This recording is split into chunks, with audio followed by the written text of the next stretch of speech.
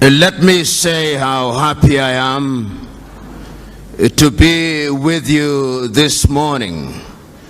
I've already been told that the congregation here present represents a number of countries from within the continent of Africa and from outside of Africa, and that it is, in a manner of speaking, the United Nations in microcosm.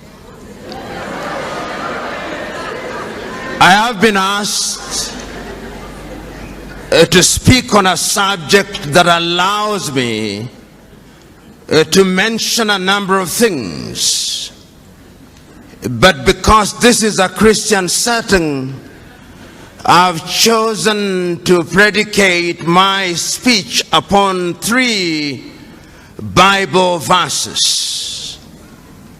The very first one is to be found in the book of Daniel. And you will remember that in the book of Daniel, the story is told of King Nebuchadnezzar and how he conquered the territory that was occupied by the Jewish people.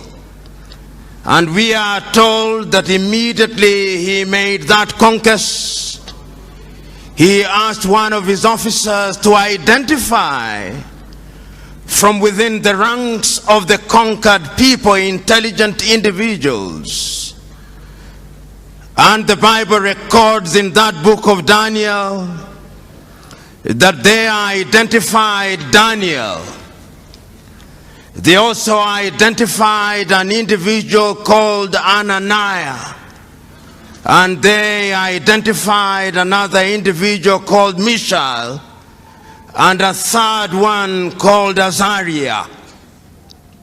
And the Bible proceeds to tell us that they were all renamed Belshazzar, Shadrach, Meshach, and Abednego.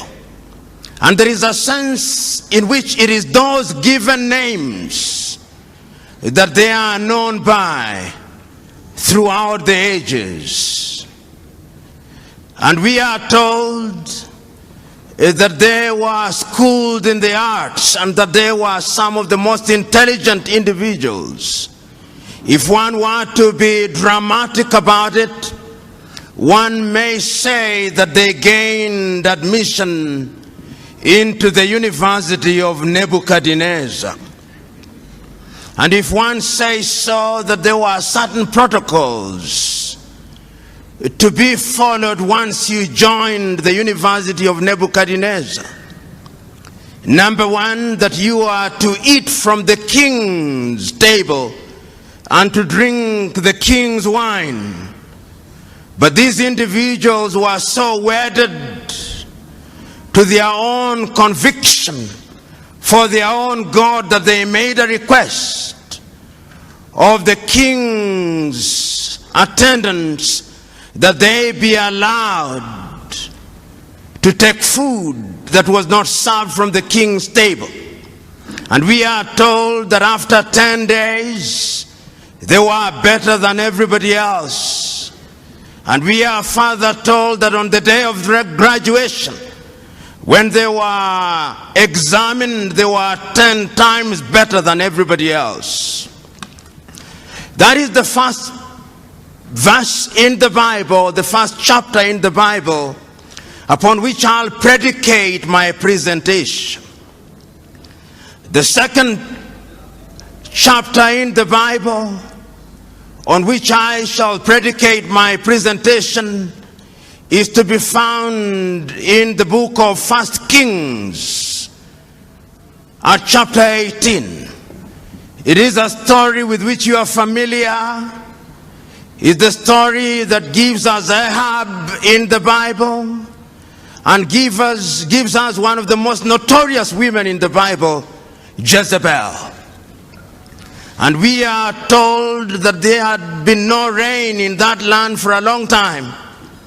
And the story we are told of a man called Obadiah, who was sent by Ahab to go and look out for the prophet Elijah. And we were told how this Obadiah was scared.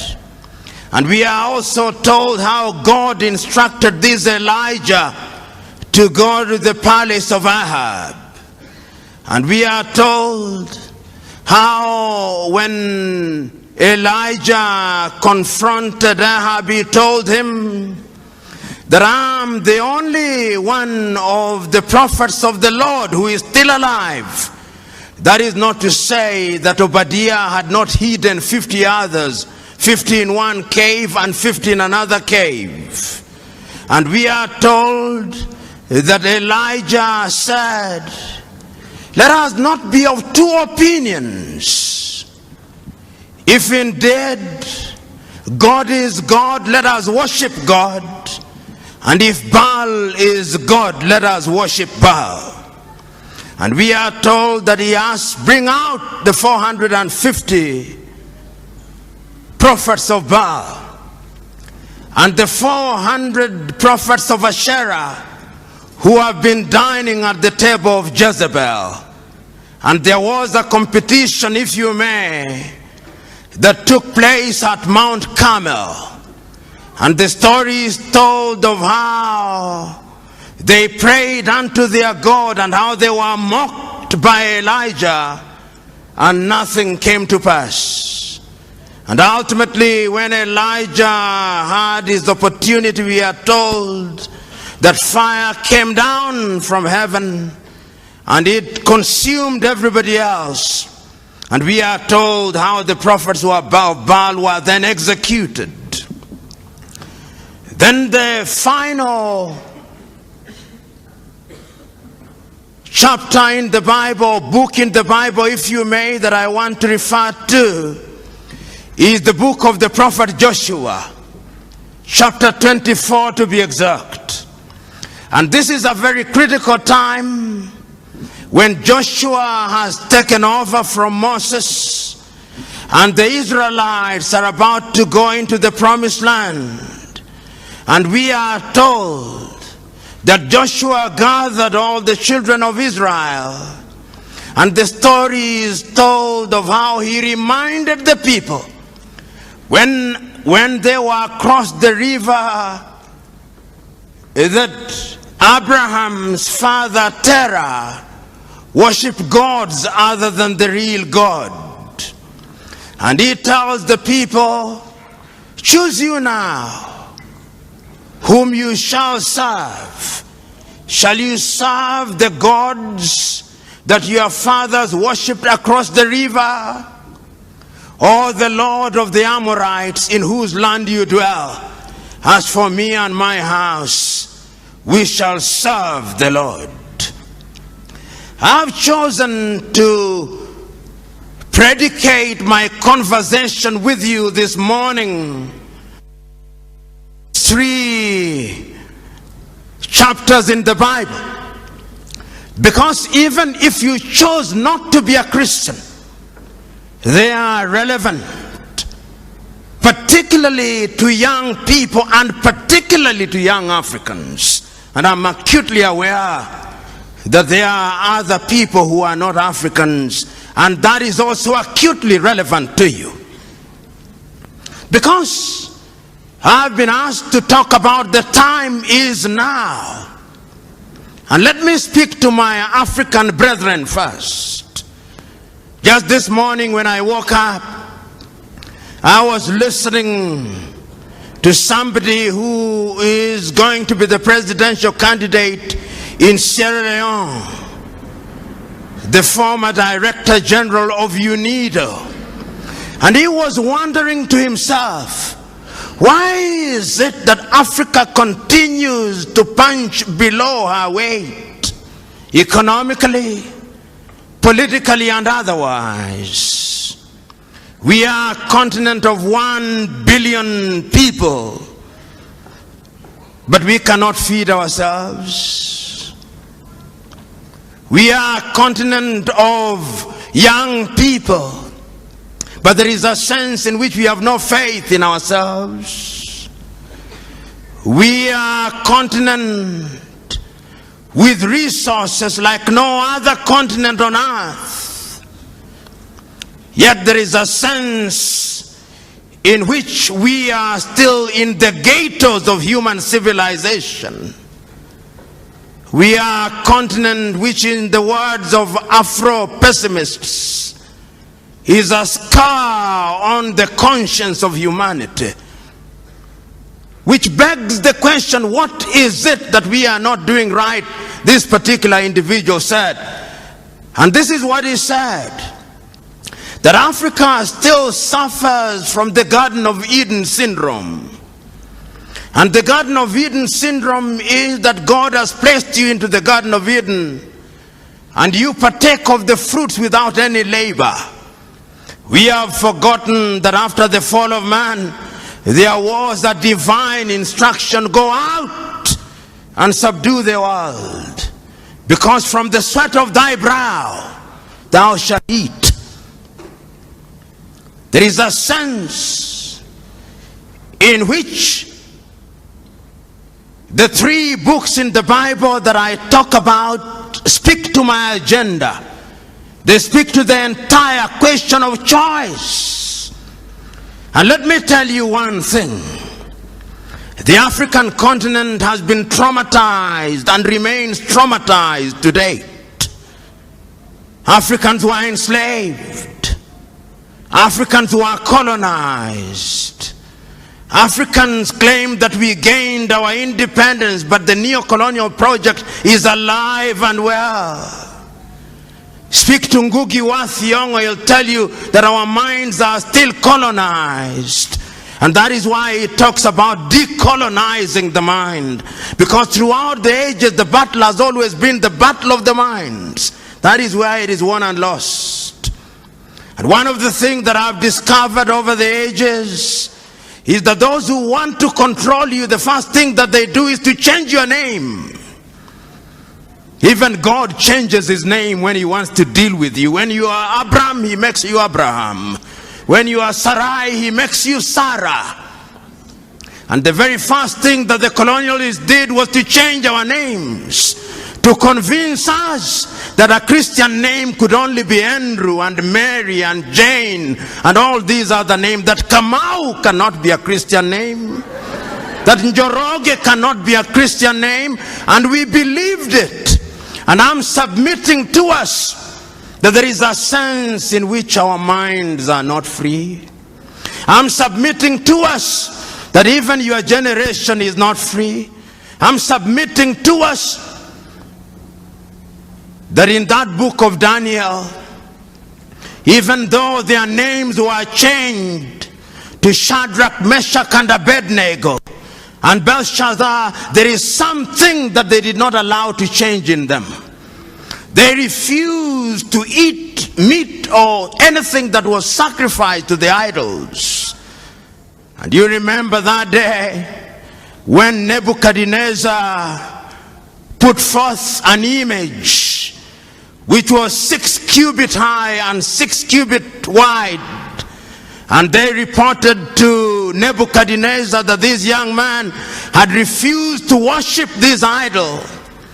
The young man said, we shall not worship it because the Lord that we serve is going to save it. But even if he does not, we shall not bow down.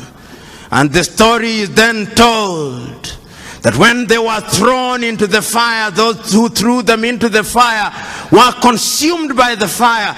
But within a few minutes, Nebuchadnezzar himself said, but we threw in 3 of them, but there appears to be a 4th man who is like the son of the gods. I'm submitting to us that at all critical times in history, we have to make painful choices. I'm speaking to you Africans who are Christian, who are present here. What choices have you made? Have you made choices to run away to the United States to get the green card? Is that your choice? Have you made a choice to run away to Europe to flip hamburger? Have you made a choice to run away to go to Europe and to be humiliated at the embassies of the United States of America, Australia, and the United Kingdom? I'm submitting to us that we must change. Because the divine instruction is that each one of us must make do with what we have. It cannot be right that a continent that is so blessed has our young men and women with only one ambition: to go to the United States. I know families where when wives are pregnant, they want to go to the United States that they may give birth there, that their child may be a citizen of the United States of America. The United States of America was not built by an army of angels. No, it was built by human beings. And I'm submitting to us that going forward, like Shadrach, Meshach, and Abednego, we must make a choice. And I'm submitting to us that if your Christianity is the kind of Christianity that only appeals to your emotions and make you feel good without making you good, that is not Christianity. Because there is a variety of Christianity today that makes you feel good, but it doesn't make you good. And I'm submitting to us that we must change now. Because if we don't change now, you are going to be subdued by other civilization. And as I said at one forum, and I repeat it now, there are two ways of being at the dinner table of civilization. You can be at the dinner table as a diner or as a waiter. Choose you now. Whether you want to be a diner or a waiter, choose you now. But even as I proceed, I have not forgotten that there is another book, that there is the battle between Elijah and the gods of Baal. Today, we have erected unto ourselves gods of Baal. I go to many churches, and there is the prosperity gospel. The gospel that tells us that the church is a casino, where depending on how much you pay as a tithe or givings, then you'll get blessing. That is not the God that I worship. And if there was such a God, I would refuse to worship such a God. The God that I worship and the Christ that I follow, I remember on that day when an old woman had given the smallest contribution, he said, that woman has given the most, because there was sacrificial giving.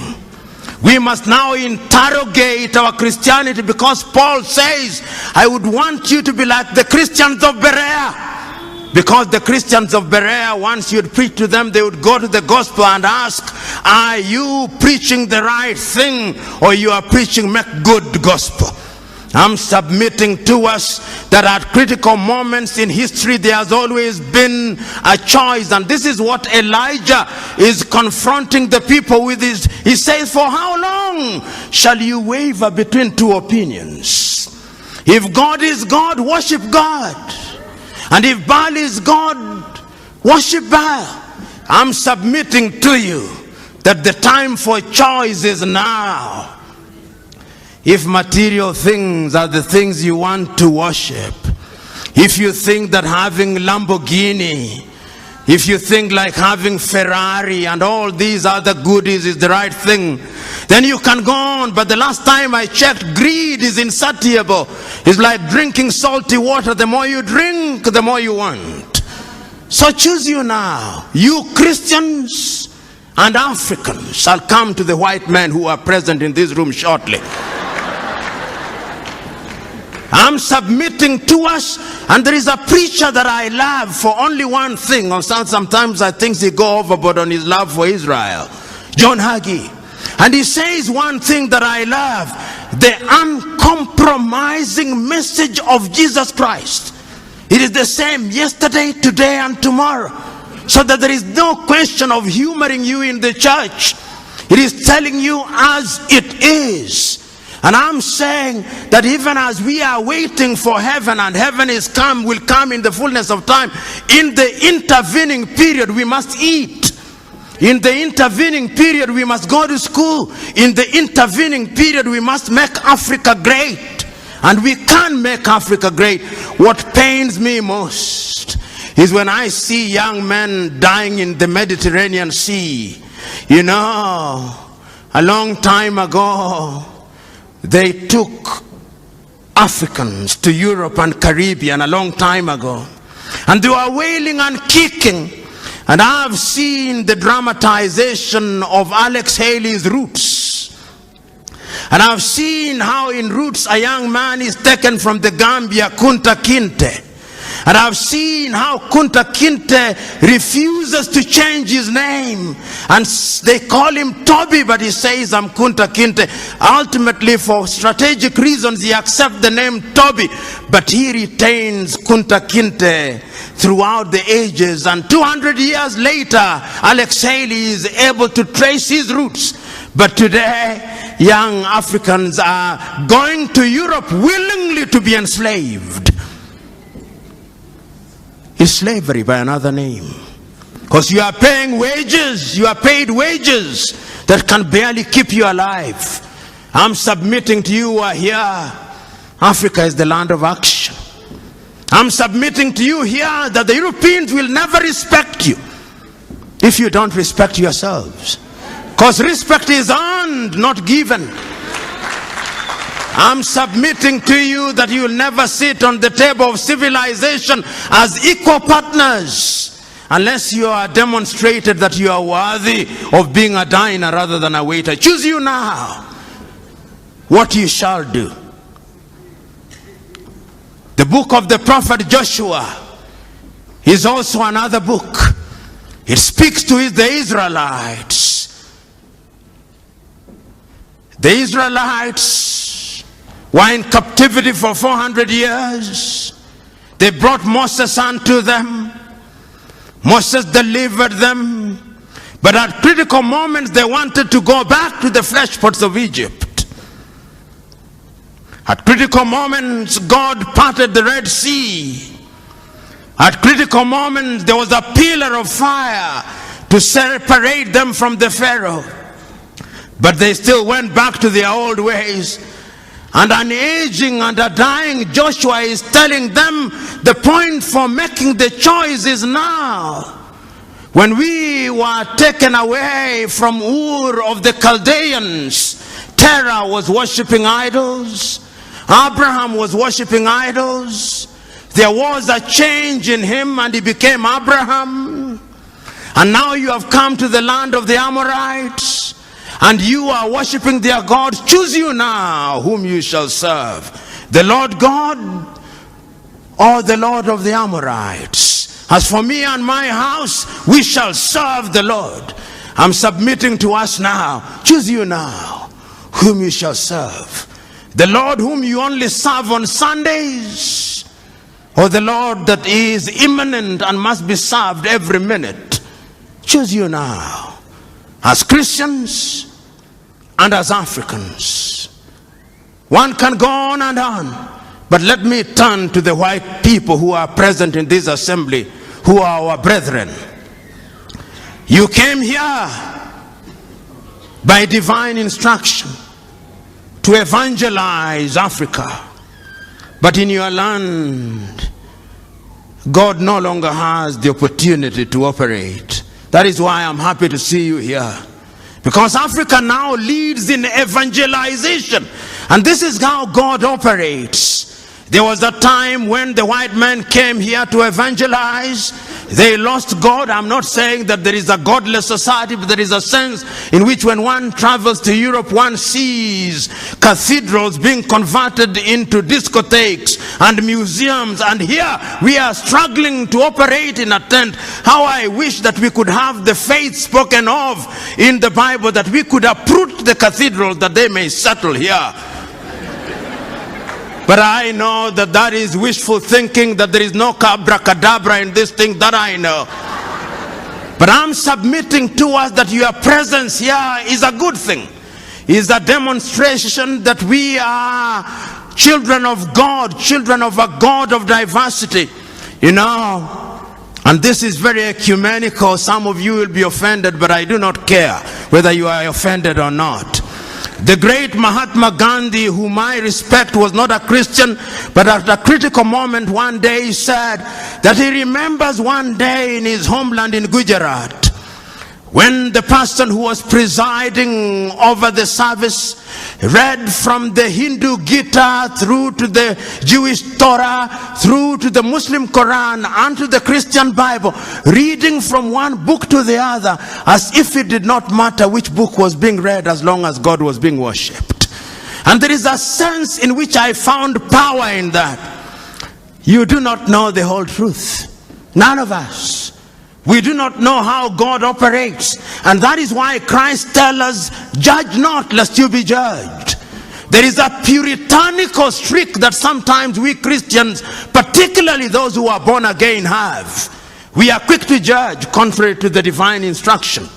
Let us be slow to judge. Who knows how God operates?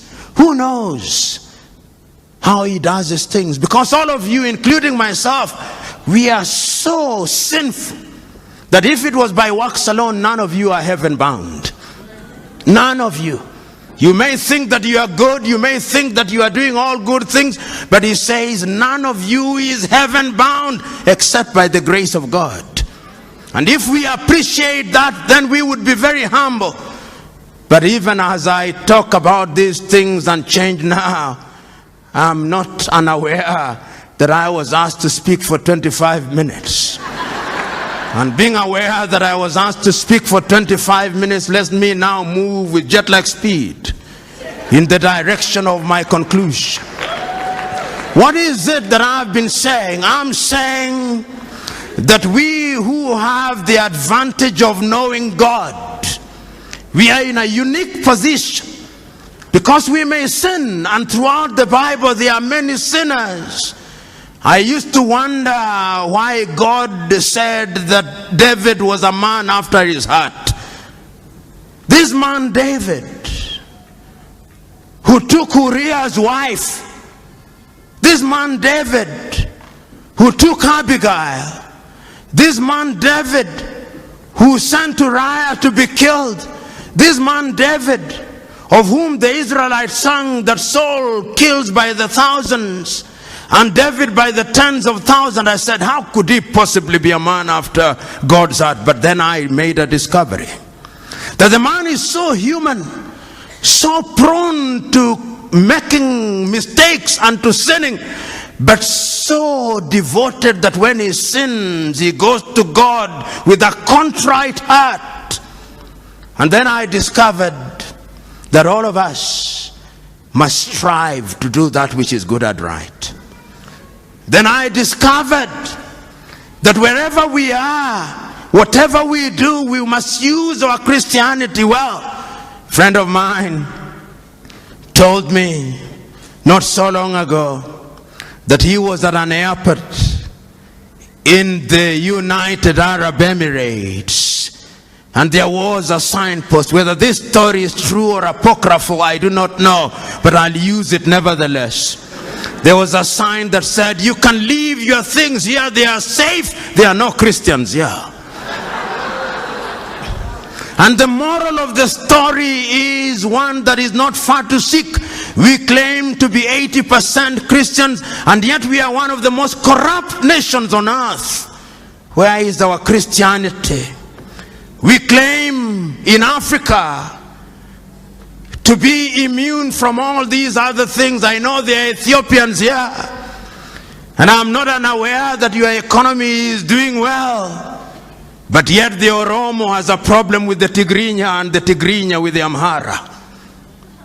So that when the chips are down, the blood of ethnicity is thicker than the blood of Christ. I know that there are Ugandans here, and I know that there are moments when being a Muganda is more important than being an Acholi or a Teso. The blood of ethnicity is thicker than the blood of Christ. And the people whom I love, the Rwandese, are here. How can we forget 20 years ago? A people who speak one tongue. A people who live together. Husbands slaughters wives on the ground only that they labored them Tutsi. In the churches of God, priests killed. the blood of ethnicity is thicker than the blood of Christ. And one can go on and on. The only country in Africa that appeared to have been vaccinated against ethnicity is Tanzania, the home of that great man Julius Kambarage Nyerere. They appear to have been vaccinated. But come to my Kenya. Oh, my Kenya. Oh, Kenya. Even now as we approach the elections and you are going to make the decision, I can assure you that there will be no change. Because the formations we have are merely tribal alliances, and if one were to be blunt about it, on one side, the Kalenjin elite and the Kikuyu elite have ganged up and they have hypnotized their tribesmen and persuaded them that it's only by electing them that their circumstances will change. It will not. On the other side, there is another arrangement called NASA. This is also an assembly largely of the Luo of Kenya, the Kamba, the Luhya, and a few other tribes, and their leaders, the elite, have hypnotized their tribesmen. They cannot think nor reason. So that what we are going to have in Kenya on the 8th day of August is not an election on any issue. They'll not talk about agriculture, about education, about unemployment, the critical things. It is going to be an ethnic census to determine which formation brings together the largest number of tribes. So those of you who think there will be dramatic change, you will be disappointed. As I said elsewhere in Kiswahili, nyani ni wale wale, misitu ndio imebadilika. I'm saying that the monkeys are the same, the forests have changed. And if you ever doubted me, there was once a forest called COD, there was once a forest called ODM, it has now changed into NASA. There was once a forest called URP, there was once a forest called TNA, it is now Jubilee. Nyani ni wale wale, na hulka zao ni zile zile. So you who are here, you who are Kenyans, when you go to vote on the 8th, what will you be voting for? Agriculture, employment, or modo wa nyoba?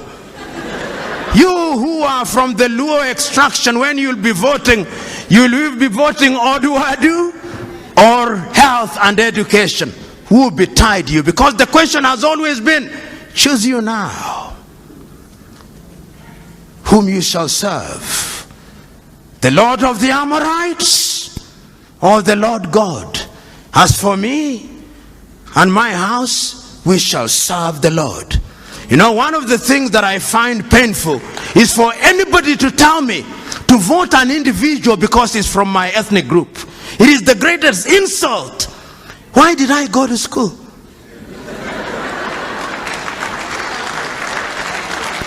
You tell me what you are going to do about education. I'm about to conclude, timekeeper. The British had an election, have an election today. If you came to Kenya and listened to what, you would think that there is an animal called election, which has never been seen by any human being since creation. And that God has instructed that Kenya be the experimental ground. You listen to what is happening, yet elections are known. It's a competition of ideas. Within a few hours, tomorrow, the day after, we'll know who is the Prime Minister of the United Kingdom, and they'll be counting 50 million votes. In Kenya, we'll be counting no more than 10 million votes, and Africans can't count.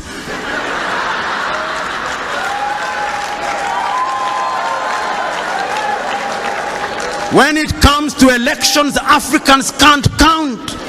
And Africans never lose elections. Africans are rigged. How can you run a continent like that? Yet we claim to be Christians.